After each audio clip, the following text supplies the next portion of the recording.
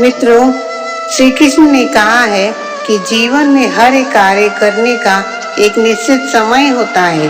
किसी भी व्यक्ति को समय से पूर्व और भाग्य से अधिक कुछ भी प्राप्त नहीं होता है। श्री कृष्ण कहते हैं अर्जुन से, हे अर्जुन, जो तुम्हारे लिए निर्धारित है वह तुम्हें अवश्य उसी समय मिलेगा जब तुम उसके योग बन जाओगे। इसलिए धैर्य और विश्वास बनाए रखना एक सच्चा धर्म है। जब हम अपने जीवन में संघर्ष करते हैं, परिश्रम करते हैं, अगर हमें तुरंत फल नहीं मिलता है तब हम निराश हो जाते हैं, हम निराशा से भर जाते हैं।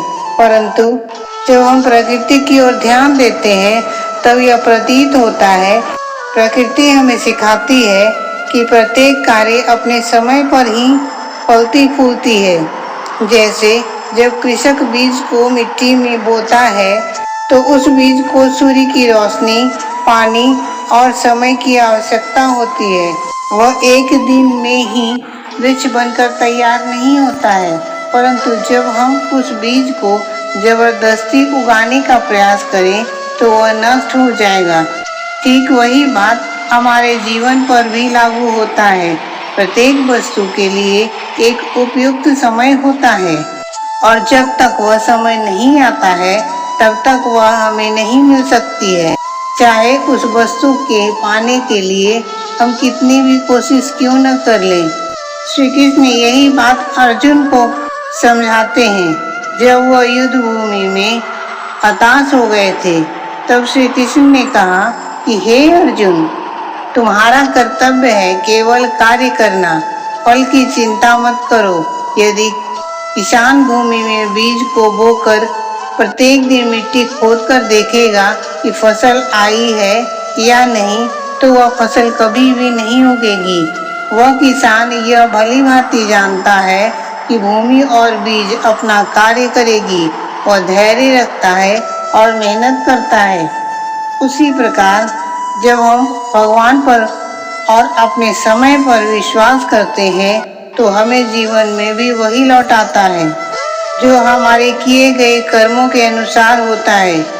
जब हम अधीर होकर ईश्वर से अपनी खुशियों की मांग करते हैं तो हम दुखी हो जाते हैं, परंतु जब हम कर्म करते हुए शांति और भरोसे के साथ प्रतीक्षा करते हैं तो भाग्य स्वयं हमारे द्वार पर आकर खड़ा हो जाता है।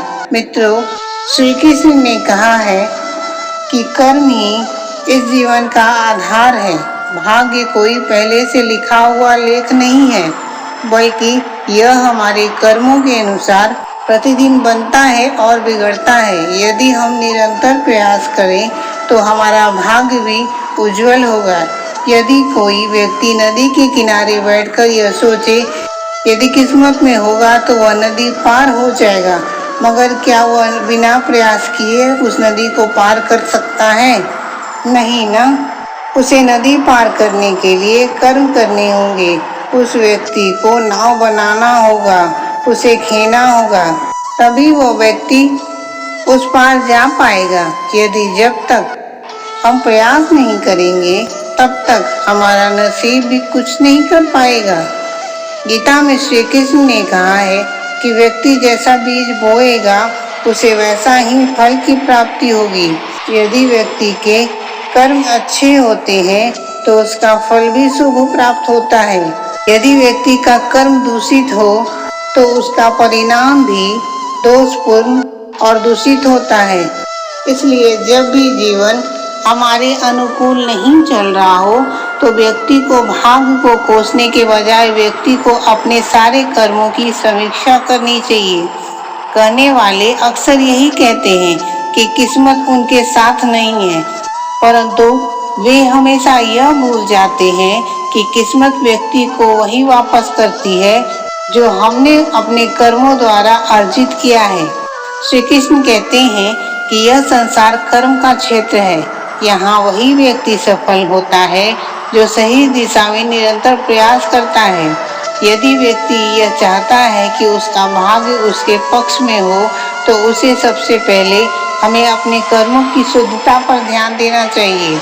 मित्रों, श्री कृष्ण कहते हैं कि जीवन में कर्म और धैर्य, इन दो शक्तियों को अपना मार्गदर्शक बनाना चाहिए, क्योंकि इनसे व्यक्ति अपने भाग्य का निर्माण करता है। प्रत्येक बीज को वृक्ष बनने में वक्त लगता है और प्रत्येक कर्म को फल बनने में भी वक्त लगता है। यदि हमें प्रतीक्षा करना पड़े तो यह समझकर करना चाहिए कि समय हमें और अधिक मजबूत बना रहा है।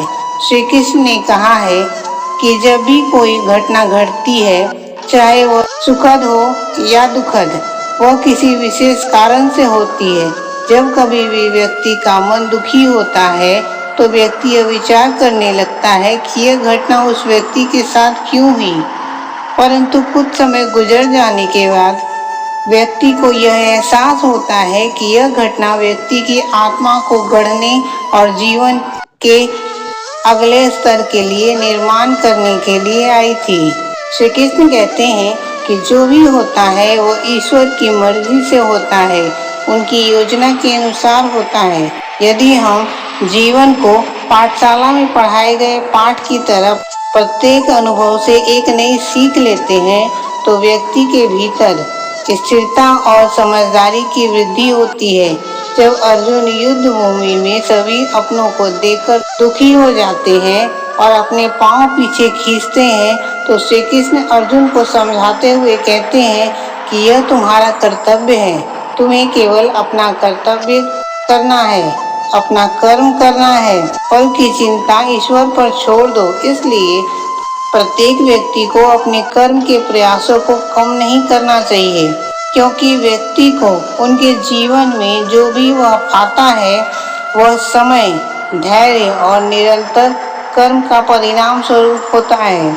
यह जीवन एक सतत यात्रा है जिसमें केवल वही व्यक्ति आगे बढ़ता है जो प्रत्येक परिस्थिति में केवल कर्म करना जानता है। अंततः व्यक्ति को केवल और सिर्फ कर्म करने चाहिए। श्री कृष्ण कहते हैं कि जीवन एक बहाव है, जैसे नदी बिना रुके सदैव आगे बढ़ती रहती है, ठीक इसी तरह व्यक्ति को भी समय की धारा के साथ चलना चाहिए।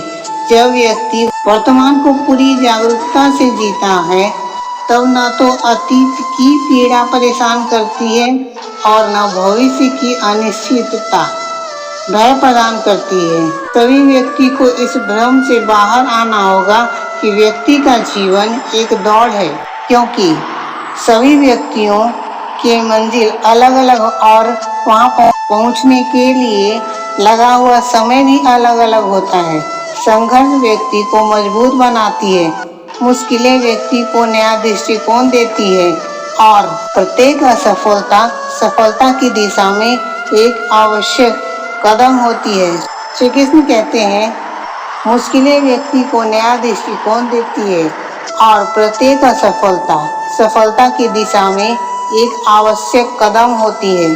श्री कृष्ण का यह उपदेश केवल कर्म करो, फल की चिंता मत करो, केवल शब्द नहीं, यह जीवन का सार है। जब व्यक्ति लगातार प्रयास करता है तो वह समय आने पर व्यक्ति के पक्ष में कार्य करने लगती है।